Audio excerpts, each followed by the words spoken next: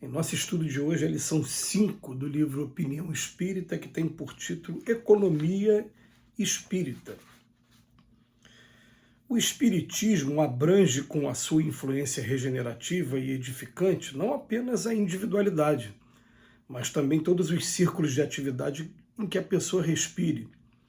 É assim que o Espiritismo na economia valoriza os mínimos recursos, conferindo-lhes especial significação.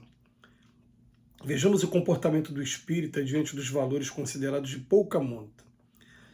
Livro respeitável. Não entregará a fome do cupim. Diligenciará transferindo-lo a companheiros que lhe aproveitem a leitura. Jornal espírita lido. Não alimentará com ele um monte de lixo. Respeitar-lhe-á valor, fazendo circular notadamente entre os irmãos entregues à faina rural ou em núcleos distantes, ou ainda entre reclusos em hospitais e penitenciárias, sem maiores facilidades para o acesso ao conhecimento doutrinário. Publicações de qualquer natureza. Não fará com elas propósito, fogueiras sem propósito. Saberá empacotá-las, entregando-as aos necessitados que muitas vezes conquistam o pão catando papéis velhos. Objetos disponíveis. Não fará dos pertences sem uso elogio à inutilidade. Encontrará meios de movimentá-los sem exibição de virtude em auxílio dos irmãos a quem que possa prestar o serviço. Móvel desnecessário. Não guardará os trastes caseiros em locais de despejo. Saberá encaminhá-los em bases de fraternidade para recintos domésticos menos favorecidos, melhorando as condições do conforto geral. Roupa fora de serventia, não cultivará pastagem para traças. Achará meios de situar com gentileza todos os petrechos do vestuário, cobertura e agasalho, em benefício de companheiros menos quinhoados por vantagens materiais.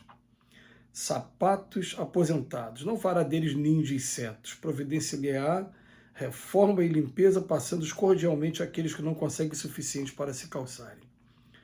Medicamento usado mais útil.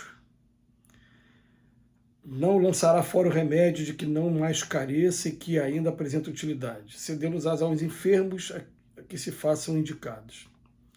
Selos utilizados. Não rasgará sem considerações os selos postais já carimbados. Compreenderá que eles são valiosos ainda e ofertá-los a instituições beneficentes que os transformarão em socorro aos semelhantes. Recipientes, garrafas e vidros vazios. Não levantará montes de cacos onde resida.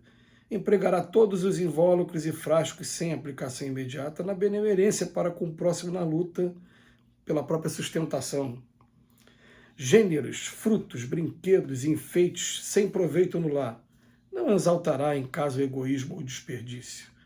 Lembrar-se-á de outros redutos domésticos onde pais doentes e fatigados, entre crianças enfraquecidas e tristes, receber-lhe-ão por bênção de alegria as pequenas dádivas de amor, em nome da solidariedade que é para nós todos simples obrigação.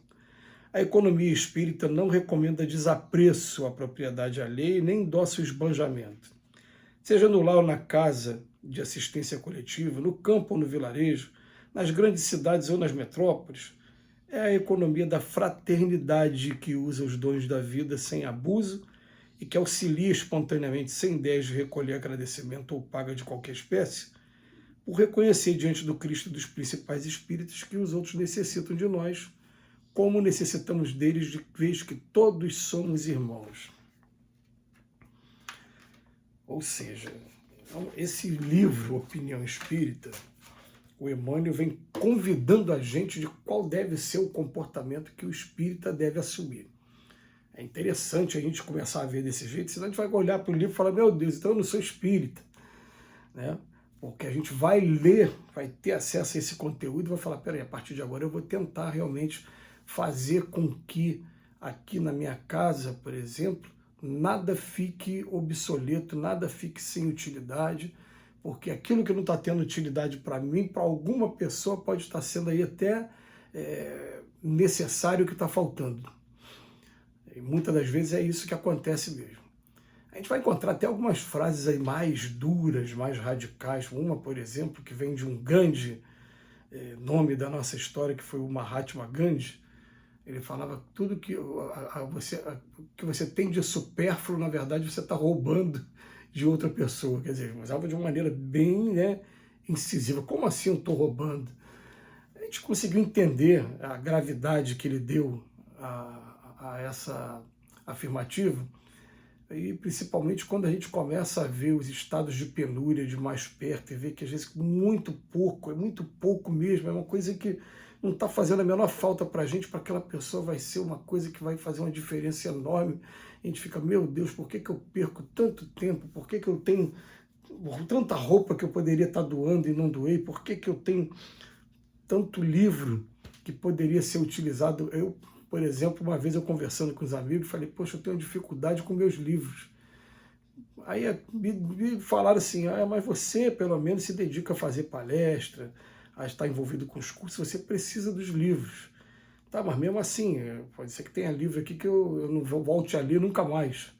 Eu precisava fazer, de repente, uma seleção dos livros para poder fazer doação e procurar o lugar certo para doar também, porque às vezes a gente, vou doar para a Casa Espírita. A Casa Espírita já tem um monte de livro doado e os livros estão lá acumulados, então às vezes não é o ideal, não é o ideal. O Emmanuel deixa aqui bem claro, né? Olha só, pessoas que estão segregadas, pessoas que, né, estão nas penitenciárias ou nos hospitais. Naquele momento você precisa ocupar sua mente com alguma coisa, e se for uma coisa que realmente chame a atenção, voltada para a imortalidade, para a recuperação da saúde, claro que vai ser lido e vai ser muito bem recebido.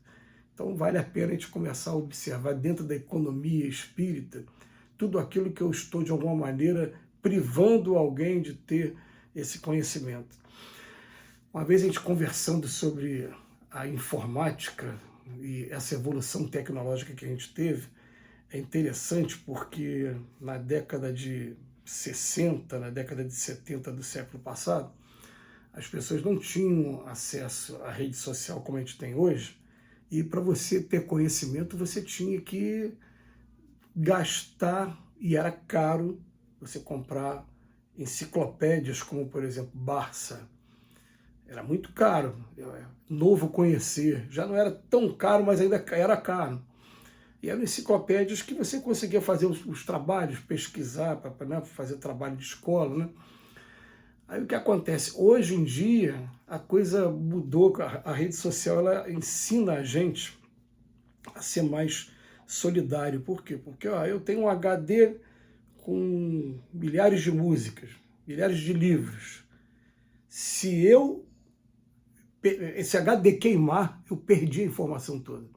Agora, se eu aprendo a compartilhar, eu viro para meus amigos, eu dou de presente, faço backup, qualquer coisa, se der problema no meu, eu peço o teu emprestado. Quanto mais a gente compartilha, mais a gente vai tendo, né, a segurança de que a gente vai ter aquela informação, para a gente não vai perder aquela informação para sempre. Então, essa época que a gente está vivendo, assim como a gente falava que aquela pessoa que nunca escreveu um livro, eu, por exemplo, nunca escrevi um livro, já escrevi várias matérias para jornal, mas livro não.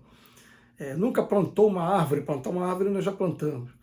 Agora, o que se fala é aquela pessoa que nunca fez uma postagem, nunca compartilhou um conteúdo doutrinário, né?